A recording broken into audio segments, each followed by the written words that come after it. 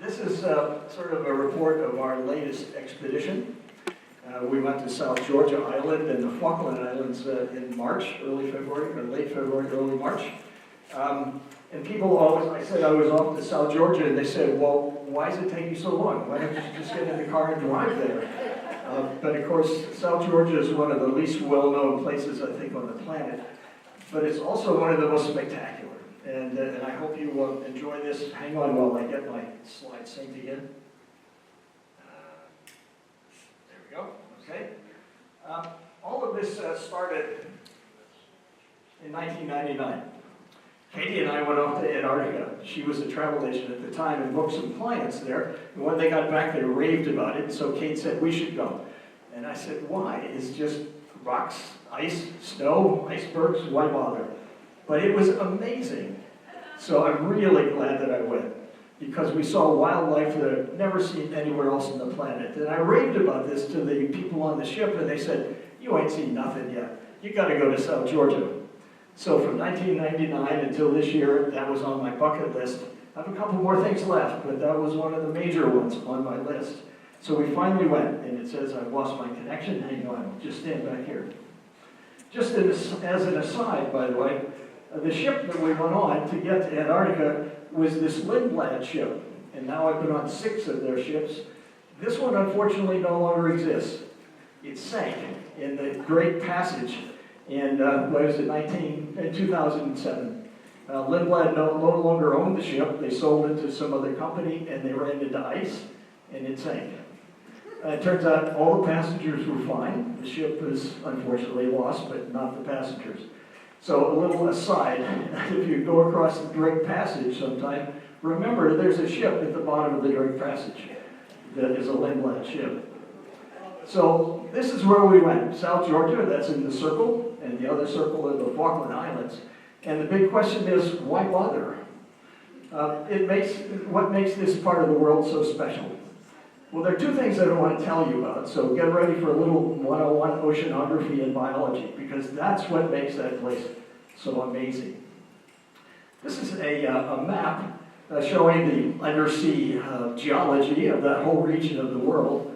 And apparently at one point anyway, the tectonic plates from the Pacific pushed into the ocean, into the Atlantic Ocean plate, and it raised a series of mountains right around that circle. You can trace them around. They start at the end of South America, goes along to South Georgia, where it pops above the level of the ocean, goes on around to the South Sandwich Islands, little volcanic islands, and then goes on around to the Antarctic Peninsula. And that region is now known as the Scotia Sea, and it's one of the most nutritious in terms of sea life on the planet. It's also one of the most dangerous because of the wind currents and so on that exist there. But that's the reason that South Georgia is where it is, because it's just a single island in the middle of the ocean, but it sticks right up as part of that undersea mountain range. Well, the other big part of this is something called the Atlantic Convergence, or polar front. Now, if you look at this map, and I think you can see it, the Antarctic Circle is there, and just outside of that, including South Georgia, is a squiggly green line, and that's the circumpolar front. Well, along that front, it's biologically enormously rich. And that's why South Georgia is so rich in terms of its wildlife, in terms of its sea life. There is a very sharp boundary, and apparently on cruise ships, sometimes you can experience that temperature differential as you go across that boundary. And along that boundary, there is a massive upwelling of water from the depths of the ocean, and it brings up nutrients by the ton. And those nutrients feed phytoplankton that live in that area, that are promoted in that area. So there's huge blooms of phytoplankton. The phytoplankton, and I'm a chemist, remember, the phytoplankton are nourished by iron. The iron is washed off the surface of South Georgia Island. Everywhere I go, I pick up a rock for my collection. This is a rock from a river on South Georgia, and if you look at it, you'll see that iron that's thoroughly laced in that rock. There's a lot of iron oxide in this, and that's washed off into the sea, and that promotes the growth of phytoplankton. The phytoplankton, in turn, are the food for zooplankton. And the main zooplankton species that's there are krill. You've probably heard of krill. Krill turns out to be the major food source for penguins, for seals, for whales, all sorts of fish. And those oceans inside the convergence zone, they say anyway, will hold about 120 million tons of krill. Those krill, of course, are the foodstuff for all the wildlife that's there, but also for people. It turns out that a lot of nations are netting krill out of that region, and there's now some worry that, in fact, it will affect the Southern Ocean whale population because they're taking so much krill out of the oceans. But for the moment, that's why that place is so rich. So now we see why the geology affects the growth of these mountainous islands, and the biology is so important. Okay, so here we go. Somebody mentioned this just at lunch today. If you're going to do any of these Southern Ocean cruises, the first place you have to go is Ushuaia, Argentina. And usually what they do is you go to Buenos Aires or Santiago, and they fly you from there down to Ushuaia. It's sort of like flying down to Folly Beach and taking off on a major sea voyage. It's a little tiny place on the Beagle Channel. And of course, you know where the Beagle Channel came from? That's Darwin's ship that went through that region of the world. Well, this is Ushuaia, a little tiny place. We had to fly from Miami to Buenos Aires to Ushuaia. It's about a 12-hour plane ride to get down there. It's fairly far. So this is our ship, the National Geographic Endurance, a Lindblad ship. It's a really odd-looking beast, and I'll tell you a little later why it looks so odd and what its other features are. Well, off we went late in the day down the Beagle Channel and sailed overnight, or the next day, and finally got to the Falkland Islands. I know a couple of you have been to the Falklands. It's a pretty lonely place, stuck in the middle of the ocean. The population of the Falkland Islands is all of about 3,600 people, and probably 2,000 of them live in the capital of Stanley. Well, we visited Stanley for just a few hours, in fact, and we saw there the memorial to the war that was held there. Maybe you recall that. This is the capital of the Falkland Islands. It's a little tiny town. There's a lot of people there that have lived there for generations, which was a wonderful thing to see. They were dedicated Falkland Islanders. The major exports in there are fish and wool, and we'll see some wool production later on. When we were in Buenos Aires, these were some signs that we saw. The Malvinas belong to us. No, Margaret Thatcher differed with that and decided that they, in fact, belonged to Britain. And you remember in 1982, there was a war there. The Argentinians invaded with a very small force, and the British countered that, and pretty soon that war was over. But in Stanley, there's a wonderful memorial to that war, and it was a rather bitter and difficult war, I think, but rather short-lived. So we toured Stanley, we saw a little bit of the town, but our main reason to go there was to see the Magellanic penguins. I think there's about 18 species of penguins on the surface of the earth, and this is one of them. And it turns out, in my life, I think I've seen 10 of them, so I'm really got to count and see if I can find the rest. Anyway, these are Magellanic penguins. They're about waist high, maybe at the most. We were there late in the season, and these guys had already really gone through their seasonal molt. They were a really scruffy-looking bunch. If you wander into their colonies, they're just covered with penguin feathers. And many of the penguins still have feathers sticking out of them. So they're really unkempt, if you will. The bird, by the way, is a beautiful little bird called a meadowlark. Pretty neat looking bird. I'm a bird photographer, so that was good. Okay, so we were only there just an afternoon, basically. The captain decided that there was a storm coming from the west, and so we better get off to South Georgia. We were supposed to spend a couple of days in the Falklands, but he said, we're off to South Georgia, and we'll come back to the Falklands if we can. And that's one of the things you should understand about these trips. There's no particular schedule. They go where they want to go when they can go there. And that's what, to me, makes them an enjoyable trip, because they're really expeditions. So it's 2 days off to the Falklands. And this is just a little information about South Georgia. It's about 100 miles long. It has a population of 0.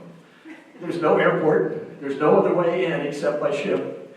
There are a few people there that represent the Falkland government. There are some British scientists there that are there at a research station, and then there are cruise ship passengers. And that's about it. There's nobody else around. So it's a marvelous place to go. It's totally desolate, just a few people around, and you'll see it as we go along. Oh, let me go back. It was named after King George III by Captain Cook in 1775, and shortly thereafter, the people started to hunt for fur and elephant seals, and just about wiped out the population. The population of fur seals was reduced, somebody told me, to 200 breeding pairs on the earth. And now they are present in millions. And they're annoying, so you'll see them as we get off to finally get on land. The whaling started there at the beginning of the 20th century and was in full force, and it just about decimated the southern ocean population of whales. And of course, that's starting to come back. It's probably best known because that's where Shackleton set off on his ill-fated trip to Antarctica, and where you recall that the Endurance was stuck in the ice, and the men finally had to rescue themselves by finding their way to South Georgia Island. And we'll see exactly where that was, and we'll show you exactly where Shackleton was able to finally get rescued. Well, these are the landings that we made, and we were really fortunate. The weather was fantastic. So we were able to land in all these places. So I'm going to show you sort of a scene of each of the places. But before that, I do that, I want to tell you a little bit about the wildlife, why we went there, what we went there to see. Well, this is the ship that we're on. It's a really different looking beast. It's designed by a Norwegian company that builds ships for servicing oil rigs in the North Sea. And so it has a bow and a shape that allows it to be very stable in rough water. In fact, coming back from South Georgia, the captain was very disappointed because we had smooth seas. And he wanted to prove to us that this was a wonderful ship in a rough sea. But fortunately, we didn't have that experience. Anyway, this ship is really interesting. One of the coolest ships I've ever been on in my life. These are expedition ships. Their intent is to go to places, see what we can see, and come back. They never docked. We never docked once, except in Stanley. We always got off and back on again in small boats, in Zodiacs. They're designed to work in fairly rough seas. There's no fixed schedule. Once you leave Ushuaia, you're just due back there in 2 weeks, and they didn't care where we went. It turns out a friend of ours, in fact, who's moving in here in a couple of weeks, was there on a trip after I was on a different ship, and they didn't get to land in South Georgia but 3 times because the weather was so bad. They had to go back to the Falklands. So if they tell you you're going there, you may not. But they're going to guarantee that you get somewhere in that region of the world. Oh, and there's no nightclubs, which was wonderful. There was a big bar, but no nightclubs. This is the bridge of the ship. It's a brand new ship. It's only 2 years old. So the latest gear was on it. It was just fantastic. You're allowed on the bridge anytime you want to go there. That's the navigator talking to my son, by the way. She was 25 years old from Poland. And this is probably the main part of the ship where we spent most of our time. This is a lecture theater. The newest Lindblad ships all use this design. It's a big circular arrangement. The speaker stands in the middle. And every seat in the room has a big screen TV. And there are speakers in the ceiling, so you just don't miss anything. And there are stewards there, bringing you the Malbec or whatever you need as the lectures go on. There's a lot of lectures in these cruises, 2, 3, 4 lectures a day. And a lot of help with photography as well. That's the left side is the port side dining room. There are only 90 people on this ship. They only take relatively few people. So it was no trouble. Whenever you wanted to eat, the diner was there. And the food, I have to tell you, was as good as it is here, which was really shocking. It was really wonderful. And it was served beautifully. We just ate really well. And on the right is the little lounge on the 8th deck where I had my breakfast every morning. It was, the steward brought me oatmeal, it was really good, and I sat there and watched the ocean go by. What could be better than that? These are some of the lounges on the ship. There was a grand piano, of all things, electronic one. And one of the stewards was a very good musician, so we had a lot of music for breakfast in the morning. This is one of the observation lounges on the upper deck. The real heart and soul of the ship was something called the base camp. And in order to get off the ship and back on again, that's where we went, the third deck, and the Zodiacs came and went from that deck. That's where we can leave our gear. We had to wear knee-high boots and a jacket like this one. I usually had on a down jacket and then this, as well as maybe a stocking cap and gloves and everything else. It was often quite cold. But that's where we came and went. Now, the real key to this, the reason it was there, was because we had to clean everything that we wore or took off the ship or brought back to the ship. The reason for that is that when the whalers and the sealers went to South Georgia, they brought with them rats and mice, plants that were not indigenous. They brought reindeer.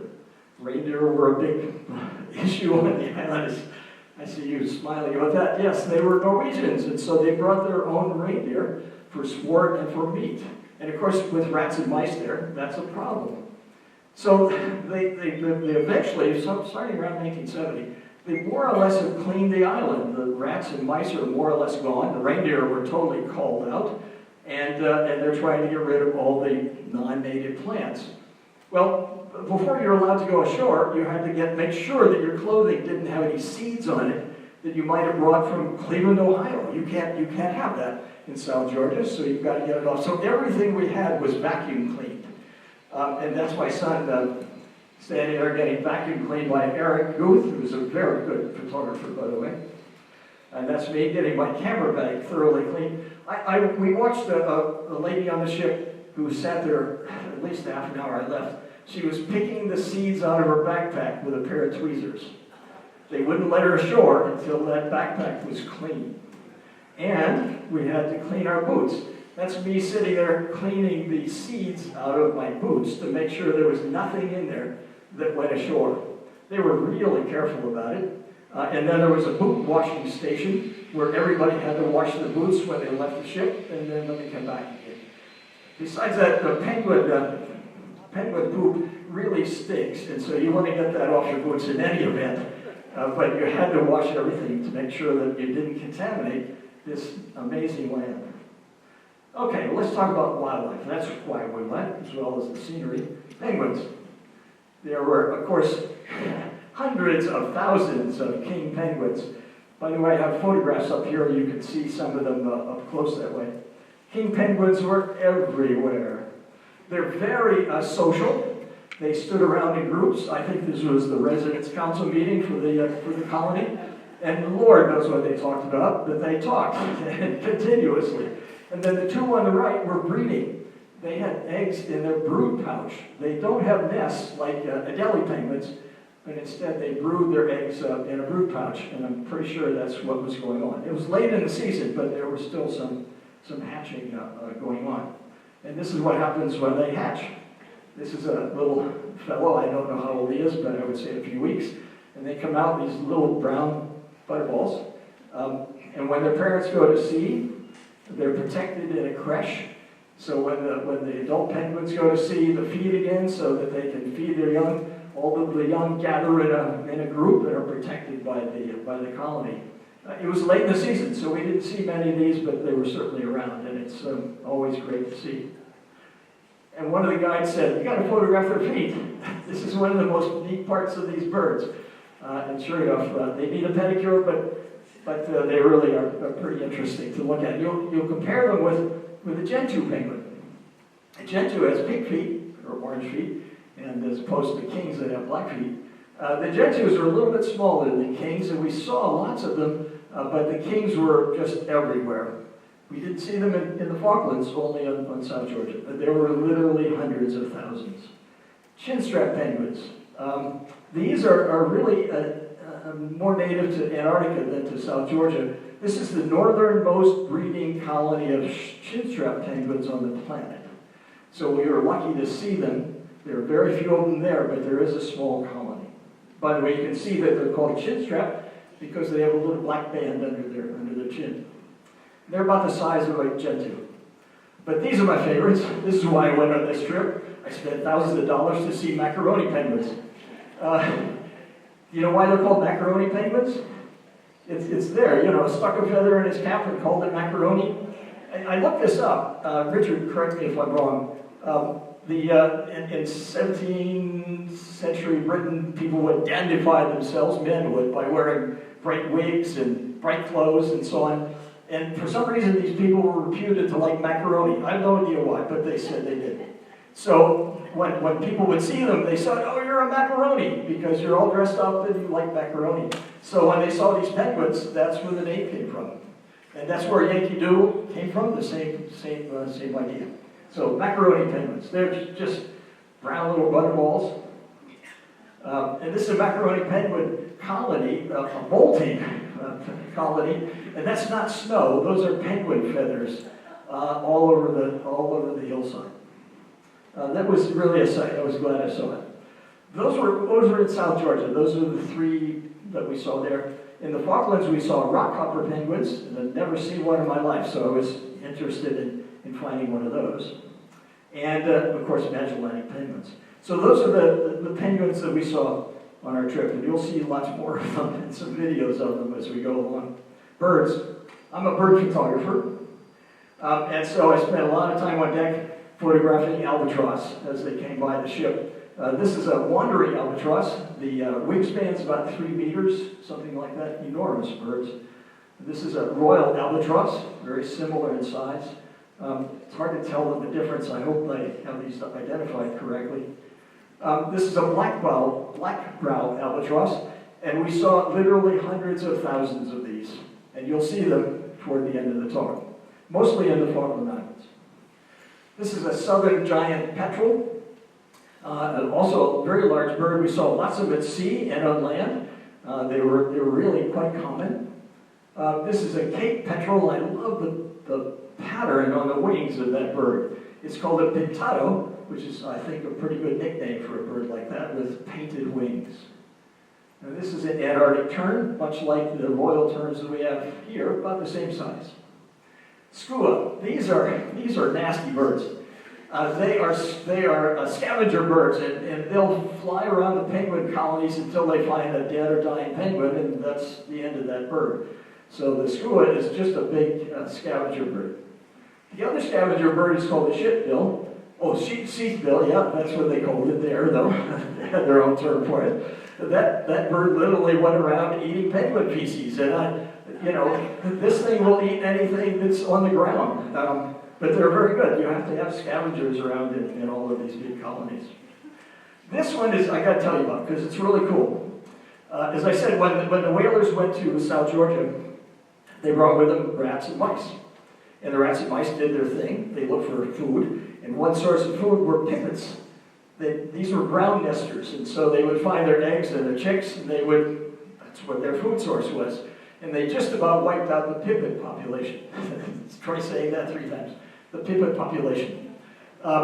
When we finally saw a couple of these birds, the guides were just ecstatic because they're coming back now. They've eliminated the rats and mice, and so now these kinds of birds are coming back and are reproducing. And so there's enough of them now that we saw them quite regularly. It's it's a sign that South Georgia is returning to ecological health. That's the point. Now these birds are in the Falklands. These are upland goose, and I love the patterns on those birds. They were amazing. And this is a caracara, another scavenger bird we only saw in the Falklands, and they were ubiquitous. They're in the albatross colonies looking for dead and dying birds. That's their job. A kelp goose, I just thought his pattern, or hers, was amazing. They were beautiful birds. There were a lot of other birds, but there were several species of cormorants. This is a red-faced shag. We call them cormorants, they call them shags, same birds. This is a red-faced shag. There are lots more. I have a lot more pictures of other birds, but we'll call it a day. Seals. Everybody loves these fur seals. This is a pup, Antarctic fur seal. It's called an eared seal because it has those little appendages that look like ears. I don't think they're literally ears, but it looks that way. So that's why this group of seals is called eared seals. They were everywhere. As I told you, they got reduced to maybe 200 breeding pairs, and now there are millions of them. And they can be annoying because they thought we were their mother, and so they kept running up to us and they would nip us every now and then. 3 people on the ship had to be treated for fur seal bites from these little guys. These are all fur seals, little pups. They were everywhere. You'd find these family groups, you'd find pups looking for their mothers, and occasionally one of the pups would find his mother and latch on. This was pretty typical. We saw it happen time and time and time again. Fur seals, they were just wonderful. This is a fur seal asleep. And the reason I want to show you this is because it's on tussock grass. Tussock grass is really one of the most important plants in the Falklands and in South Georgia. And they grow over your head. They're huge. They grow as a big clump, and they can go over your head. If you wander into the tussock grass, you get lost because it's hard to find your way through these mounds of grass that are way over your head. This guy was sleeping one. So we'll come across tussock grass again. It's an important part of the story of South Georgia and the Falklands. These are elephant seals. They just got to be the ugliest guys on the planet, I think. They're not eared, but they're very large. It's a good thing we have long lenses so that we can get good photos without getting too close to them. They would lounge around on the beach all day. I asked one of the guides, well, did they ever leave? And he said, no. They'll be there for days on end. And finally, when they've used up their blubber store, they'll go off and fish and find some more. So there were lots of them around, and they're particularly ugly. But this is my favorite photograph, or one of them. I don't know whether you can see that, but that's my reflection in the eye of a female elephant seal. And by the way, I was not all that close. I have a really good long lens, so I was maybe 20 feet from the seal. It was cool, though. Whales. We hoped to see a lot of whales. Unfortunately, we didn't. This same ship that I was on a year ago was on its way to Antarctica, and all of a sudden they realized they were in a massive pod of whales. They caught 1,000 whales. It's never been seen before. There was an article about it in the New York Times in early February. You can look up and find it. These are humpbacks, and they came right up to the ship. They came up and rubbed against the hull, and they got so close that I had a long lens on. I couldn't photograph them because they were too close to really get the picture of the entire beast. The whales are amazing, and I know many of you have been on whaling trips and have seen them all over the world. These are humpbacks. Those were the ones we generally saw. We saw sei whales as well, and a couple of blue whales. And once you've seen a blue whale in the ocean, you'll never forget it. It's the biggest mammal on the planet. One time in a Baja trip, Katie and I saw 5 of them together in one place. It was just shocking.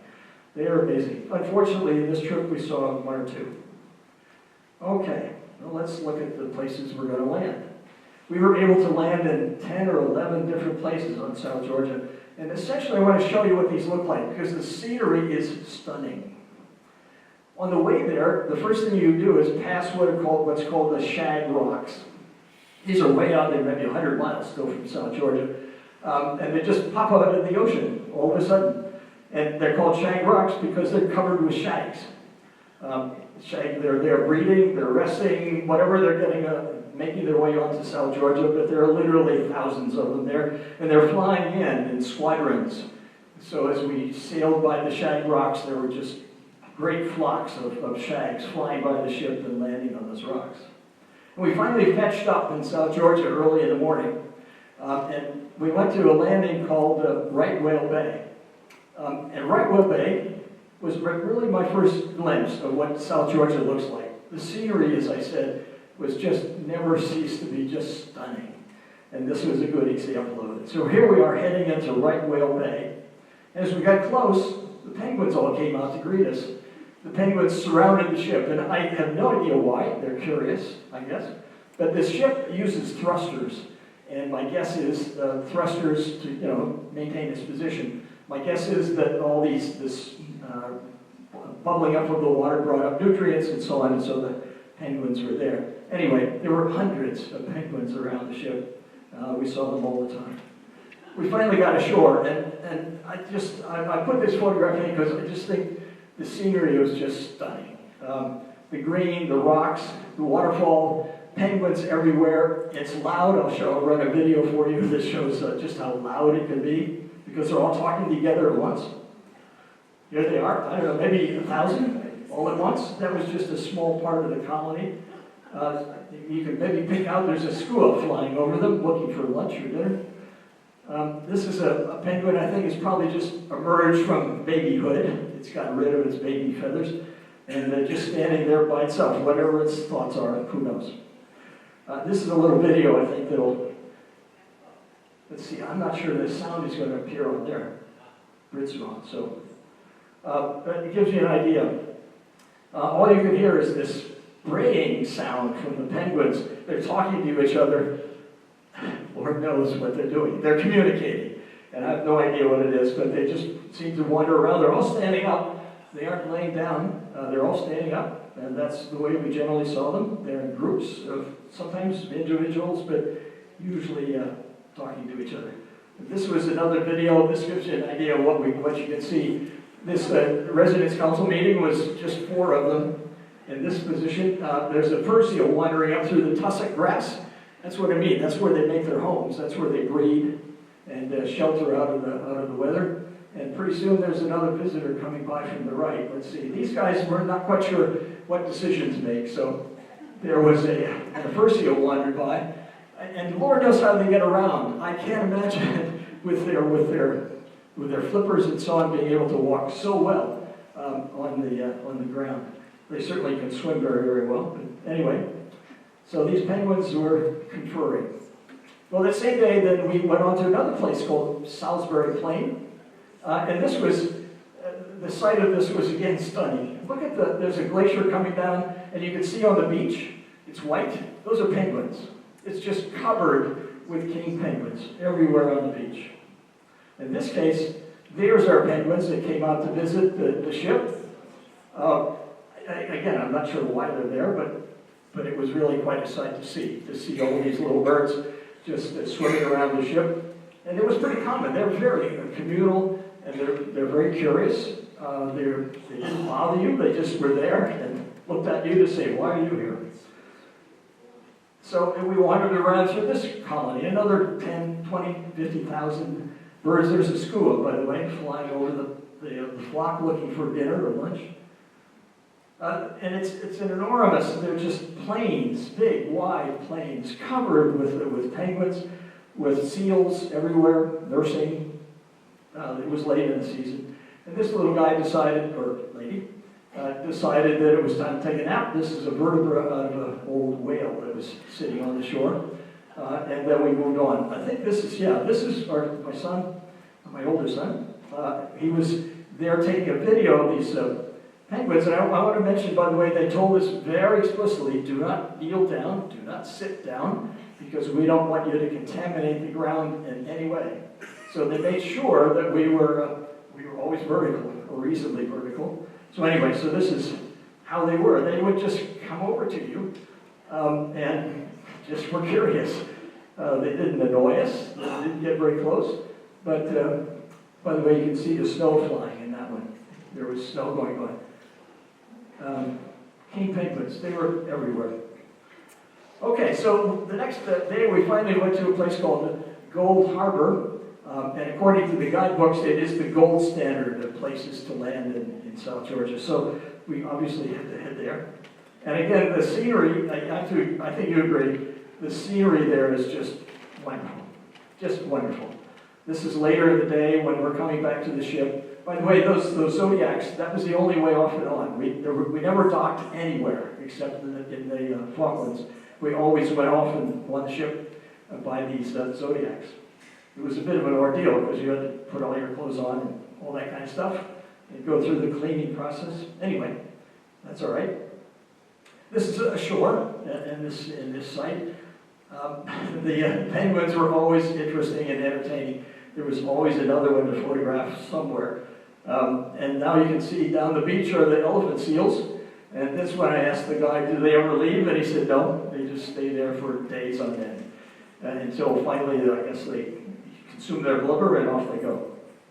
Hundreds of thousands of these little birds. This is a little video that gives you an idea of what it looks like. By the way, I shot all of these with 2 cameras. I have Canons, I have a Canon R5 and R6. One of them had a long lens on it, the other one a short lens. But a lot of them, I took 1,000 photographs on my iPhone. iPhones are the best tool around for doing videos. So make use of it. Listen, if you've got an iPhone, especially a new Pro, it is a great camera.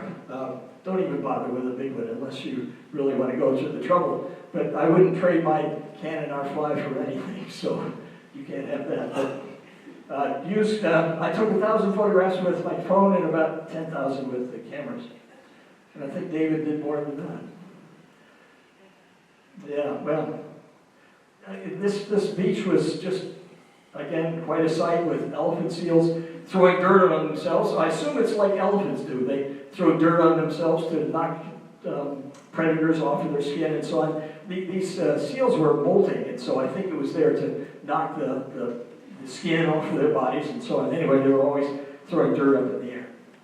Cooper Bay. We went here just to see chin straps and macaronis. And it turned out to be a really, really rough day. The wind was blowing, it was cold, but we had to see macaronis and chin straps. By the way, I love this photograph because look at the mountain in back of that, way in the background. It's just this really spire that sticks up out of the landscape. It was just amazing. It was a cold day, by the way, and we needed our winter gear that day. This is one of my favorite photographs from the trip. I call it "You First." There's a whole bunch of king penguins about to dive in with a fur seal in the front. Nobody could decide what to do. But the ocean was very rough, and it was very windy, blowing very hard. Well, where were you taking that picture? I was in a boat. I was in the Zodiac. I was not on land. No, this was the one time we actually did a whole day just in Zodiacs. And we couldn't have gone on land there. It was not possible.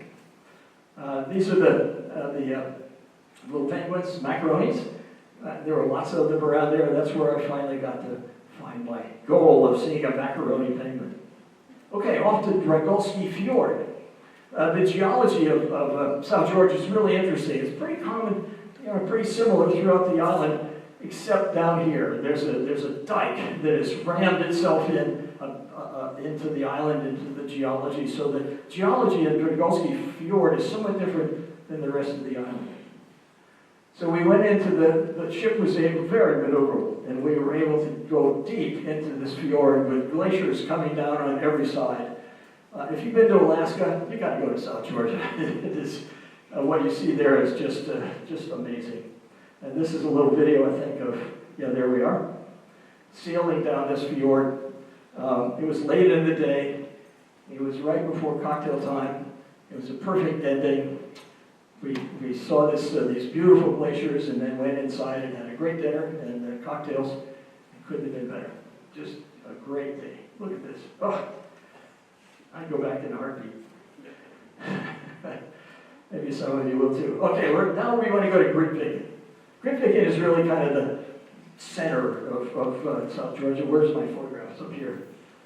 This photograph here is Grytviken. If you want, you can see it a little more closely later. But Grytviken is really the prime whaling station. That's where the history is on South Georgia Island, is Grytviken. By the way, these are names that come from Norwegian. I think grit is a pot, and Viken, I'm not sure, but grit, I'm pretty sure, is a pot. And so they had a lot of pots there to render whale blubber. As you sail into the Grytviken harbor, there's a small research station there. There are British scientists and Americans and others that winter over there, but a few at a time. You can see it's pretty small. And when you finally get close to the station at the head of the bay, that's Grytviken. That's it. There's a church and a museum and a post office and a couple of people there that constitute the government, and that's it. We were able to go ashore again by Zodiac. We never docked anywhere. There were no docks, so we always went ashore by by zodiac. By the way, the guy in the yellow jacket, we'll see him later, he's a Falkland Islander, born and raised there, an interesting guy. So this is ashore now in Grytvik, and those structures you see that are rusting away, that's the old whaling station, what's left of it. The industrial machinery to cut up and render whales. There are two old whaling ships on the beach. They just pulled them up on the beach and leave them there. There's another one. If you ever see pictures of Grytvik, and this is probably what you see, is that boat called the Petrel. And it's been there for at least, well, they shut it down in 1965, so it's been there presumably since 1960. So it's been there a long time, just rusting away. Well, we spent some time wandering around the old industrial machineries there. There's a very interesting museum, by the way. There's a graveyard, because there were people who passed away while working at that station. But the main attraction there, if you can call it that, is Shackleton's grave. This is where Shackleton went when he started his voyage to Antarctica. And of course, it was to Grytvik that he came when he was finally rescued. He went back there on another expedition, but died before he could leave on that trip. And so he's buried there in the cemetery in Grytvik. And the tradition is that when you go there, they give you a glass of whiskey, and you're allowed to drink about half of it, and the other half goes on Shackleton's grave, which seemed fair enough. So everybody in the ship had to have a toast to the boss, as they called him. Now, this is the church that they built there, and as they said, probably a bunch of whalers never used it as a church. It probably was a pub. But anyway, it's a lovely little church now. And after we were there, I think the next week or so, a couple was married there from a cruise ship. They planned it all and got married in that chapel. I think it's sweet. I really thought it was beautiful. This is the museum and the shop there. That boat that's there is the James Caird. Have you read the stories of Shackleton's escape from Antarctica and so on? Well, you remember he got his men and took them to Elephant Island after they were stuck in the ice. He took them to Elephant Island. And he took, he himself and four others, and they went in the James Caird to South Georgia. And it was an enormously risky journey, but they made it there. This is a replica of that ship, built by a guy in Connecticut who was enthralled by it and donated this replica to the museum. So you can see what it looked like. This was my parting shot in Grytvik, and I just had to include it. Anyway. All right, so we're off to Ocean Harbor, and I put this one in just for the scenery. It's really neat. There was another wrecked ship there. This is a coal ship that came out from Britain with a load of coal. And the ship foundered in the harbor by a storm and drifted onto the rocks, and they just left it there. No sense in taking it off. And now it's a breeding place for seals and for birds. That's a perfectly good use for it. Here's a little video that I really kind of enjoy. These are fur seals playing in the harbor. They're probably pups. They're probably not adults. They're probably pretty young seals.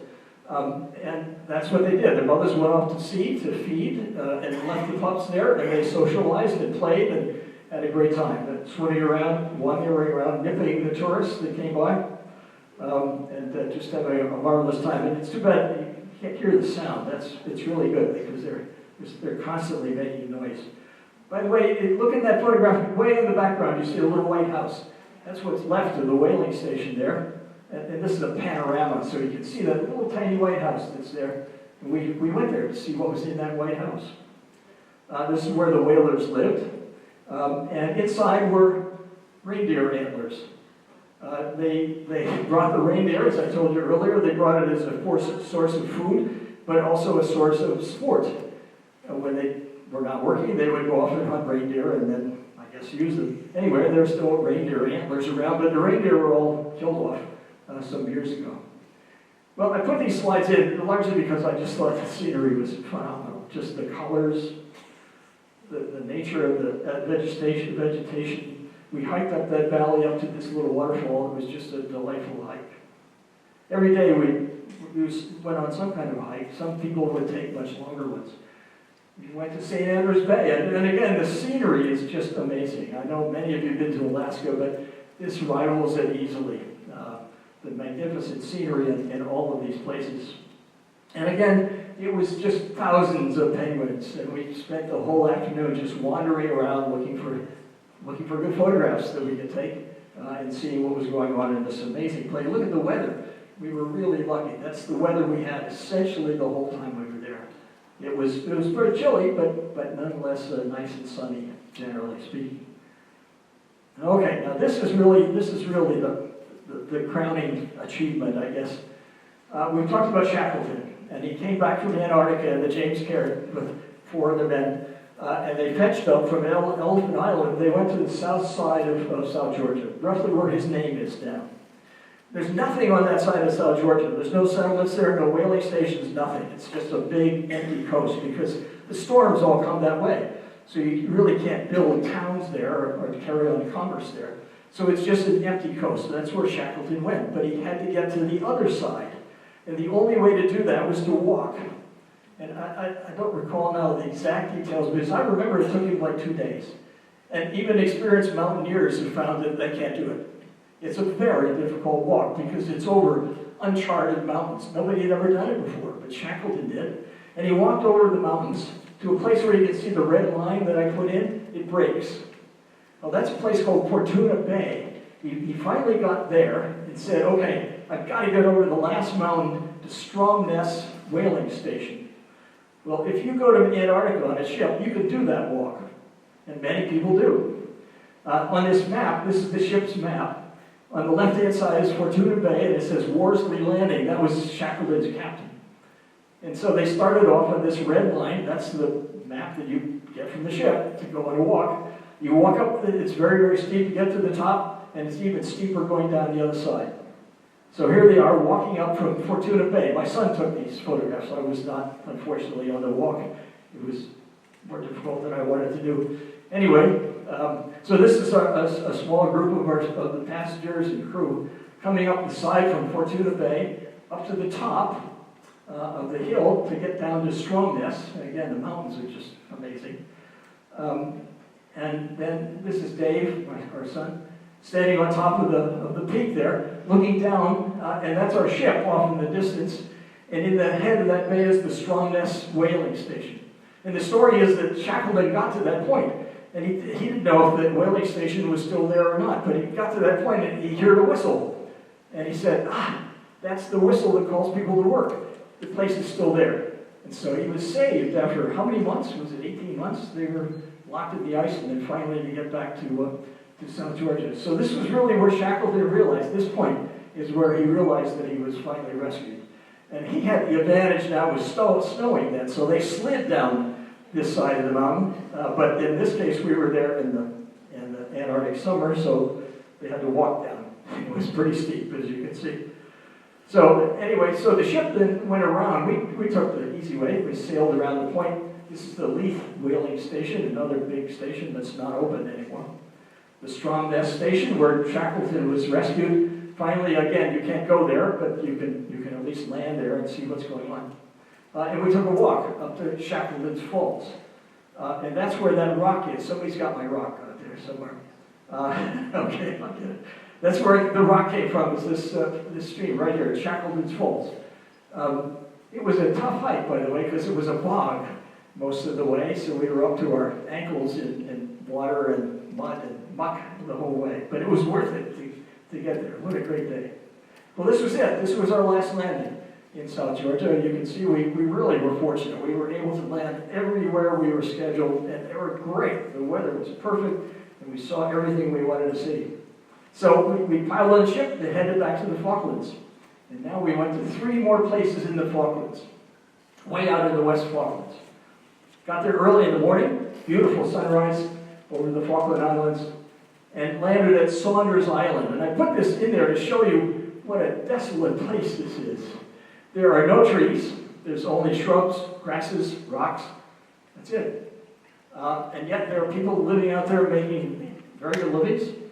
This is a sheep farm on Saunders Island. The people who live there own the island.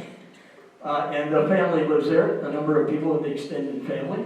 And so we went there to see how they carry out their business of growing sheep and gathering wool. This is the lady who's one of the people that owns the island and the sheep farm. She's the aunt of the guy who was on our ship as expedition leader. So we had a personal connection. It was really great. And this is her dog. Jed's not here. Jed's got 2 of these. And I took all these photographs just for Jed, so he could see what his dogs look like. And this dog just wanted to chase sheep in the worst way. So she sent the dog down to bring all the sheep back, and the dog was still eager to go, so she sent the dog to send the sheep back down to the pen, and then go get him again. So it was quite a day. The dog had a marvelous time. And it was just a beautiful afternoon. And this fellow who was on the ship was born and raised there, and he was a sheep shearer. He made his living shearing sheep. He said, it turns out that he said it was an extremely difficult way to make a living. It's very hard on your body. I had no idea. He said maybe men can do this for a few years and they just wear out. He was there shearing the sheep with his bare feet. And we said, why are you doing that? He says, because you have a much better sense of your balance, because you've got to hold on to the sheep and you've got to shear so that you get the whole pelt off in one great big piece. And so operating in your bare feet was a much better way to do it. So he did a couple of them for us and said that was enough. He was used to doing 160 a day, maybe something like that. It was a lot of work. Well, this is Saunders Island. Now we went to look for penguins and albatross. The scenery was just worth being there. And I remember a picture of yours from there. It was really neat. We walked along these cliffs looking for albatross, and they come to you. This is a black-browed albatross. They would land there and then walk to their nests. And these are the nests of the black-brow. They're just mud pots. There are lots of them there. And the nestlings would sit there until a parent came by and then annoy the heck out of them until the parent regurgitated his breakfast, lunch, or dinner. And there was an awful lot of noise that went on through the whole thing. And then, of course, these little guys tried to fly, and they couldn't. Their wings are not ready to go. Look at the fuzz, the fur on the top surface of their wings. These are rockhoppers. Finally, I got to see my goal of seeing a rockhopper penguin. Unfortunately, they were right on the edge of this cliff that dropped straight down into the ocean. And I must admit, I was a wee bit nervous. I had a very long lens, so I could sit well back from them, but still, I'd like to have gotten closer, but that was close enough. So at least I got to see rockhoppers. The next day, we went over to another island called Steeple Jason. Again, the anchorage was just incredible. This ship sitting in this ocean, just amazing place. The weather was spectacular. Well, we went ashore. Well, we were there to see albatross, but we had to wade through this Gentoo penguin colony to get there. And finally, we got to the colony, the albatross colony. Now, look at that photograph. As far as you could see, are albatross nesting. That may be the world's major breeding colony of albatross, black-browed albatross. I think there's like 600,000 in the world, and something like 400,000 come from here. So there are albatross everywhere. And we spent a good part of the day there just watching them, photographing them. And this guy is demanding of his mother, or lady, his father, demanding food. This was pretty typical behavior.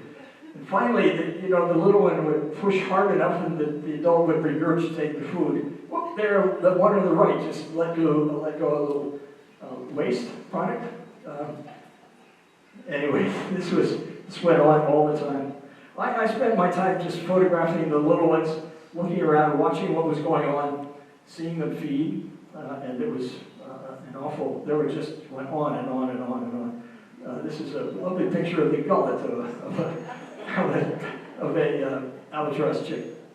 And I tried to get good flight pictures. They were not as easy as I had hoped, but this is a black-browed in flight, not fairly close to us. Here's one heading straight at me.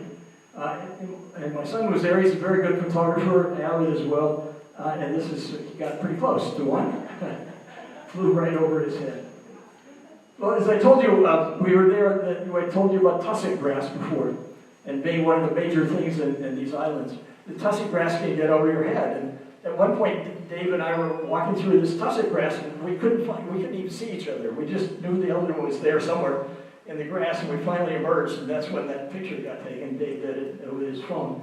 in the tussock grass. Well, the tussock grass was not only full of people, but it was full of birds. And the main bird that was there was a tussock bird. Surprise. These little browns or purpley birds were everywhere. They were very, they just didn't mind. They were totally friendly. And in fact, they were extremely friendly. Somebody else took this, I did not. Somebody on the ship sent us these photographs. The tussock birds, they were not annoying at all. They were just fun. They were just around all the time. This is a caracar, a scavenger bird again. Again, you can see my reflection in the bird's eye. That was what I was hoping for. I was working for that.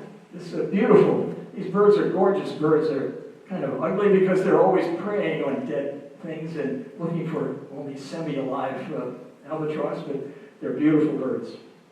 One last stop. This was it. We went to Carcass Island, and who knows where the name of the island came from. It came from a ship in the 18th century. They know that anyway. It was not a name for a literal carcass.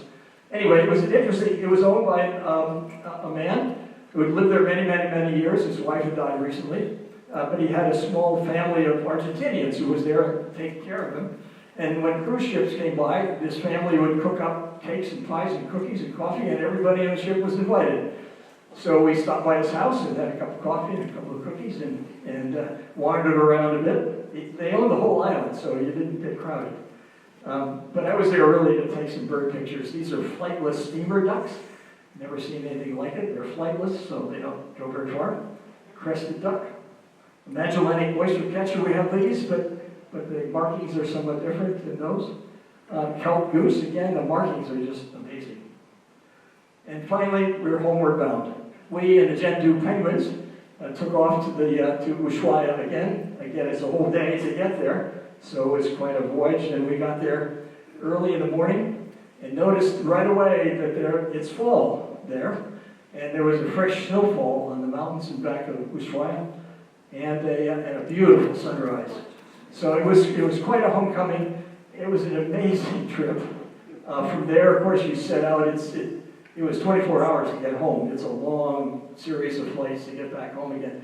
But it was every bit worth it. It was probably one of the most spectacular trips that I've ever done. And I had the pleasure of doing it with our older son. I missed my wife terribly, but I had a great time with my son. He's a very good photographer and a good traveler. So we had a marvelous time. So if you're interested, I do have a big website that has lots of photographs on it of all kinds of our trips. And there's a big section there on Falklands and South Georgia. It's not quite finished yet because I've been busy doing other things. Our book, by the way, is coming out in May. So finally that's off my desk, I hope. So everything is done. So thanks for coming. I had a great time.